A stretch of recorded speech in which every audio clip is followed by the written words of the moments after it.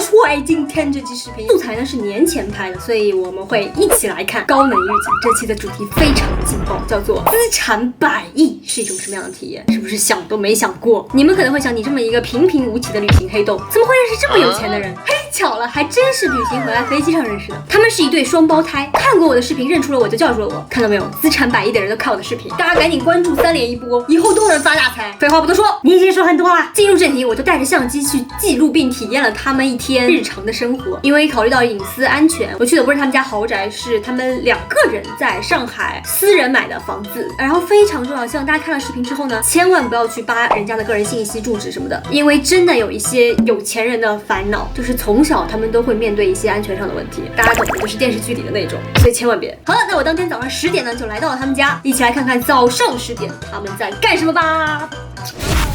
你几点起的？阿姨，我是几点起的？8、9点吧，9点。所以阿姨一直住在你们家是吗？不会，阿姨早上来。我觉得阿姨应该7、8点钟就来了。你现在已经开始化妆，因为下午要出门是吗？对。化妆师是固定的，相对还蛮固定的。我们的化妆师都非常专业，价格是，价格还蛮贵的哦。桌面上就是我平时会用的。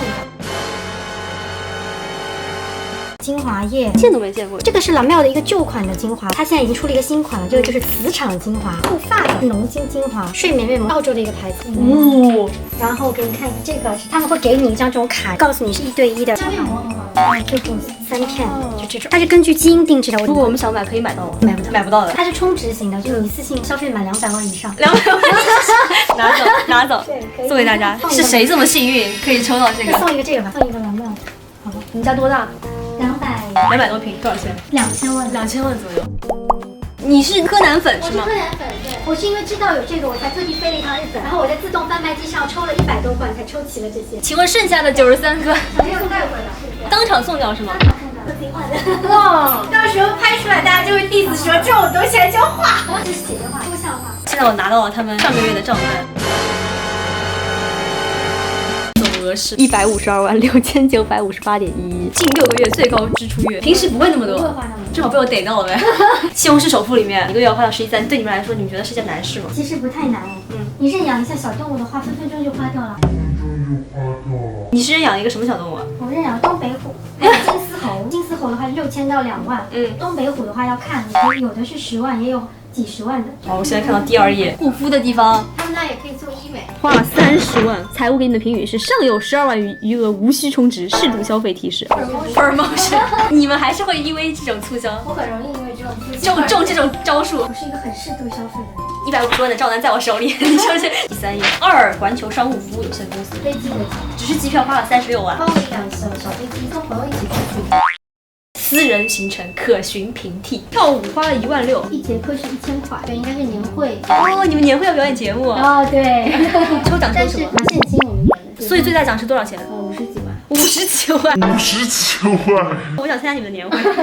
铁路有限公司花了3000多，就是你们出行都会坐？尽量坐高铁，其实。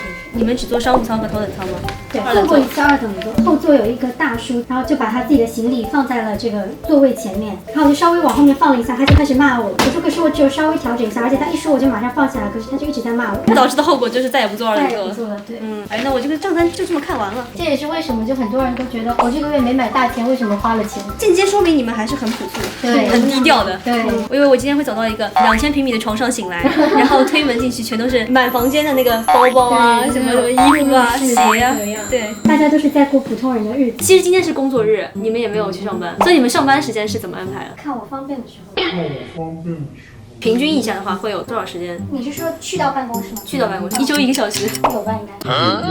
所以说，其实你们公司每个人都有自己的工作，他们可以自己运行。他们可以自己做，然后我们一般来说会开会，比如说电话会议也是 OK 的。平常有什么爱好？爱好超省钱，我超爱看小说。小说跟我一样。没事就看小说，自己还要写一点，但是很久没写了。有出版过？有。哎，你看人家的爱好，现在可以看到你出版的书吗？柜子里有。我要去拜读一下，在哪里？但是是比尔小说。他写了2本小说。几岁的时候写的？10这。那本红色是14。那你有收到版税多少钱？6位数。6位数，个十百千万十几万，就是几十万。那你们还有什么别的爱好？打网球，然后甜品，我有去考那个甜品和咖啡师的执照。你们都会一起去学是吧？对，然后我们也会在开年之后3月份左右在南京做一场那个古风展，然后配上甜品的。财务自由的时候就可以想办法做一些自己喜欢的展。那我一直很犹豫要不要做一个展，因为它未必是盈利的，然后投入很大。然后但是因为我们去做心理咨询嘛，然后老师就是说，如果你觉得你是愿意说尝试的，然后你真的很喜欢，那你就可以做。那你们是会定期去做心理咨询？会的，1周1次，1周1次心理咨询，至少。如果说事情比较多，就是比如说你有很烦心的事情，那你1天1次也可以。现在人压力很大，心理健康很重要。但是心理咨询会比较贵吧？我们这个老师，如果你去一些机构找他的话，那是2500一个小时，2500一个小时。就是在心理咨询中学到的，可以给到大众建议的，就是做你自己。有没有什么比较特别一点的有钱人的一些爱好？因为我姐姐有飞行恐惧症，然后她是因为那个马航事件之后就开始有点应激，就是有点害怕坐飞机，然后我们就去学了飞机的飞行课程。在哪学的呀？我是在美国报的班。开飞机要花多少钱？就2个人大概就20-30万。那种还好，没有你们刚刚那个充值的贵，promotion 贵。所以说你们的消费观是省着点用了，通常会让你觉得说人生是踏实的。我信了你的邪。觉得什么样的男生可以配得上自己？我们两个并不觉得说一定要进入一个所谓常态的婚姻。现代社会很多年轻人觉得说我一定要找另一半，传宗接代是一个部分之外，更多的是因为一个人待着会比较孤独，就是希望说找人去倾诉这样。那我们两个就还好，一出生就有2个人，不需要这个部分。你们俩从来没有谈过恋爱？没有。其实也会遇到说你觉得说，这个男生还不错，然后那个男生可能也在追你或者喜欢你，你会觉得说你很满意现在的状况。不能说是排斥男生，但是心里知道已经不会有比现在更好的状态了。就是大家很好奇你们怎么成为今天的自己。对，因为童年其实对一个人的影响挺大的。那我们的话就属于从小就是还蛮爱折腾的。小初中我也有开淘宝店，在高中我也有开服装类的一些店铺做了还蛮多这种自己喜欢做的。你们的第一笔资金是父母给的吗？不是，说实话，我们一直比较骄傲的点就是我很早就是经济独立的，高中之后就没有用。高中之后没有用过父母的钱，到了现在这样的一个资产。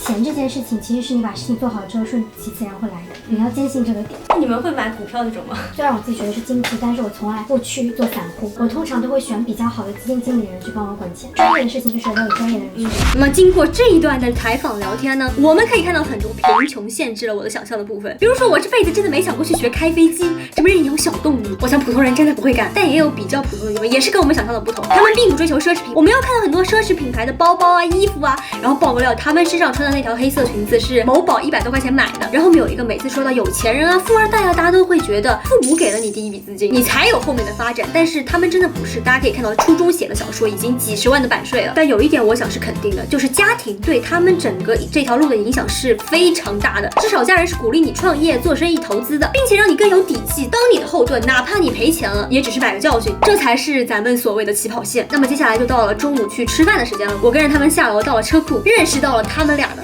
3辆豪车，第一辆宾利超跑。我是坐过豪车的，这种今天穿的格外配的，是不是？第2辆就是载我们出行的是一辆奔驰商务车呢，是60万，里面的装修是60万，是那种前面有司机开，后面有一个屏幕升起来，大家坐在后面喝咖啡、看电视那种。如果你不晕车的话，这个看起来坐起来就很舒服。这有个大屏幕，重点是前面跟后面说话需要打电话。好喽，出发吧，走。拿罚款的。太尴尬了，是这样的。可惜呢，第3辆没有见到，为什么呢？因为那辆车是专门接送他们家狗的车，当天已经送狗去洗澡了，所以开走了。接下来请大家欣赏《人不如狗》。征婚，姓名年高，性别男，年龄5岁，因体重高达78斤而找不到对象，有没有适龄的美眉看向我呀？年糕，嘿嘿，喜欢。我们今天来的家是吃什么？吃粤菜。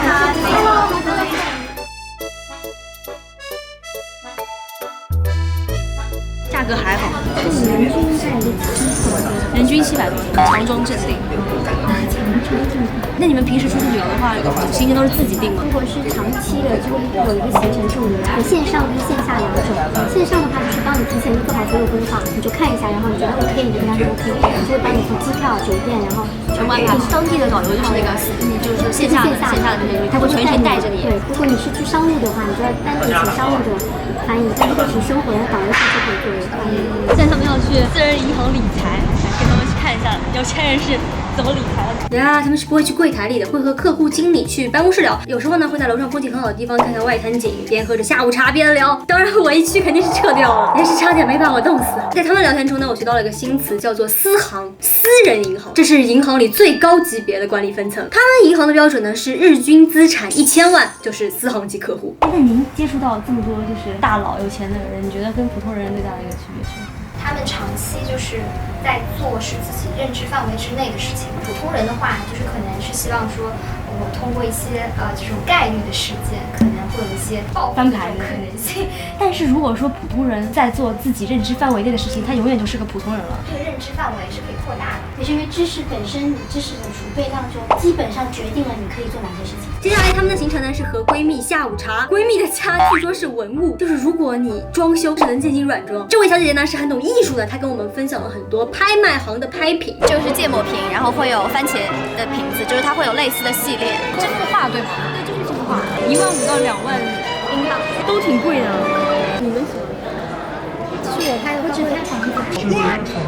开房打扰了，我想说这个事情。打扰了，真的。但毕竟人家是闺蜜聚会啊，所以我也不打扰他们，就先撤了。这次的体验真的可以说是大开眼界，但也不是像电视里啊、综艺里那么浮夸。其他的观感啊、体验交给你们来评论。但是我想说的一个是，我以前有看到一条热搜，是说1个月赚多少钱你能有安全感？我觉得是永无止境，赚多少钱你都没有安全感。当你1个月只有3000的时候，你觉得我赚1万就有安全感了；1万的时候，你可以觉得还不够花，得5万。哪怕他们已经这么有钱了，依然焦虑这个资产怎么守住，依然很努力的在每天学不同的东西，做各种不同的尝试。所以真的是每个人有自己的生活方式、消费方式，我们就焦虑的努力着，从中获得生活中的小确幸吧。